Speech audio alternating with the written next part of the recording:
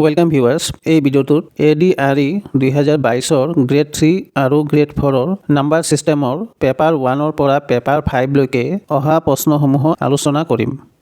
1-1/2 পৰা 1-1/10 লৈকে প্ৰকাশ ৰাশিটোৰ মান হৈছে।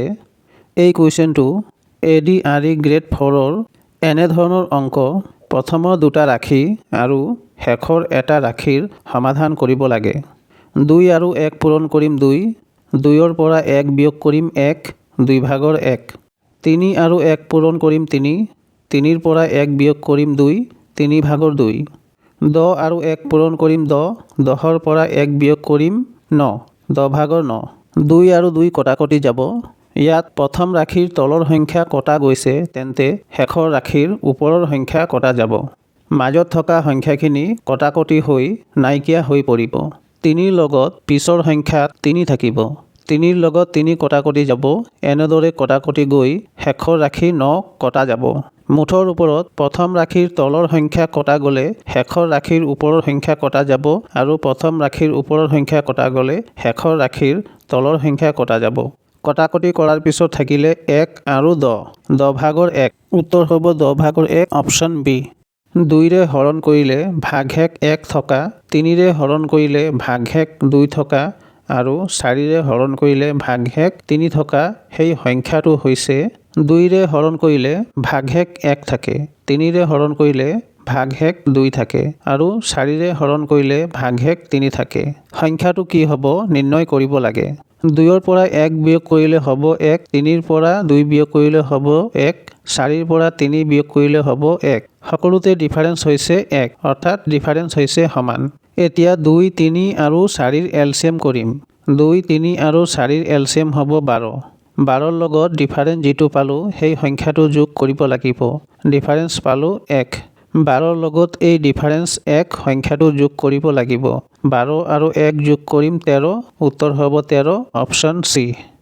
যদি কোনো 5টা ক্ৰমিক সংখ্যাৰ যোগফল 190 হয়, তেন্তে আটাইতকৈ সৰু সংখ্যাটো হ'ব। 5টা ক্ৰমিক সংখ্যাৰ যোগফল হৈছে 190। সৰু সংখ্যাটো কিমান হ'ব নিৰ্ণয় কৰিব লাগে। এনে ধৰণৰ অংকত সাধাৰণতে x, x+1, x+2, x+3 ধৰি অংকটো সমাধান কৰিব লাগে, কিন্তু এই অংকটো এনেদৰে নকৰি শ্বৰ্ট ট্ৰিক এপ্লাই কৰি অংকটো কৰিম। 5টা ক্ৰমিক সংখ্যা ধৰিম 1, 2, 3, 4 আৰু 5। এতিয়া এই সংখ্যাকেইটা যোগ কৰিম। 1 আৰু 2 3, 3, 3 6, 6 আৰু 4 10, 10 আৰু 5 15। এতিয়া 5টা ক্ৰমিক সংখ্যাৰ যোগফল 190ৰ পৰা 15 বিয়োগ কৰিম। 190ৰ পৰা 15 বিয়োগ কৰিলে হ'ব 175। 175ক 5 দি হৰণ কৰিম 35। 35ক 1ৰ লগত যোগ কৰিম 36, 2ৰ লগত যোগ কৰিম 37, 3ৰ লগত যোগ কৰিম 38, 4ৰ লগত যোগ কৰিম 39, 5ৰ লগত যোগ কৰিম 40। ক্ৰমিক সংখ্যাকেইটা হৈছে 36, 37, 38, 39 আৰু 40। আটাইতকৈ সৰু সংখ্যাটো হ'ব 36, উত্তৰ হ'ব 36, অপশ্যন ডি। মাজত এটাকৈ সংখ্যা বাদ দি বিবেচনা কৰা 4টা ক্ৰমিক সংখ্যাৰ যোগফল 64। সংখ্যাকেইটাৰ সৰ্বনিম্ন মানৰ সংখ্যাটো হৈছে। মাজত এটাকৈ সংখ্যা বাদ দি 4টা ক্ৰমিক সংখ্যা ধৰিম 1, 3, 5 আৰু 7। প্ৰথম সংখ্যাটো 1 ধৰিলে পিছৰ সংখ্যাটো হ'ব 3, কাৰণ এটাকৈ সংখ্যা বাদ দিবলৈ কোৱা হৈছে। 1ৰ পিছত 2 বাদ যাব 3 হ'ব, 4 বাদ যাব 5 হ'ব, 6 বাদ যাব 7 হ'ব। 1, 3, 5 আৰু 7 যোগ কৰিম। 1 আৰু 3 4, 4 আৰু 5 9, 9 আৰু 7 16।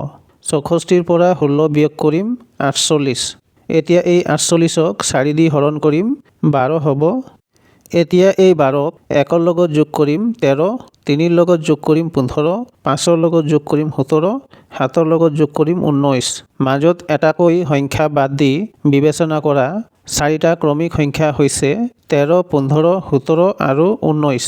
সৰ্বনিম্ন অৰ্থাৎ সৰু সংখ্যাটো হ'ব 13, উত্তৰ হ'ব 13, অপশ্যন এ। যদি 5 অংকযুক্ত আটাইতকৈ সৰু সংখ্যাটোৰ পৰা 3 অংকযুক্ত আটাইতকৈ ডাঙৰ সংখ্যাটো বিয়োগ কৰা হয়, তেন্তে উত্তৰটো হ'ব 5 অংকযুক্ত আটাইতকৈ সৰু সংখ্যাটো হৈছে 10,000।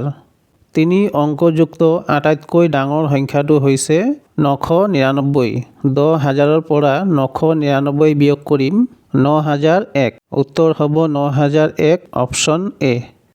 প্ৰথম 20টা স্বাভাৱিক সংখ্যাৰ যোগফল হৈছে প্ৰথম 20টা স্বাভাৱিক সংখ্যাৰ যোগফল মানে 1ৰ পৰা 20 লৈকে স্বাভাৱিক সংখ্যাৰ যোগফল কিমান হ'ব নিৰ্ণয় কৰিব লাগে। স্বাভাৱিক সংখ্যা যোগ কৰিবলৈ ফৰ্মুলাটো হৈছে n+1 ডিভাইডেড বাই 2। n হ'ব 20 প্লাছ 1 ডিভাইডেড 2। 20ক 2ৰে কাটিম 10, 10 পূৰণ 20 আৰু 1 21, 10 আৰু 21 পূৰণ কৰিম 210। উত্তৰ হ'ব 210, অপশ্যন এ।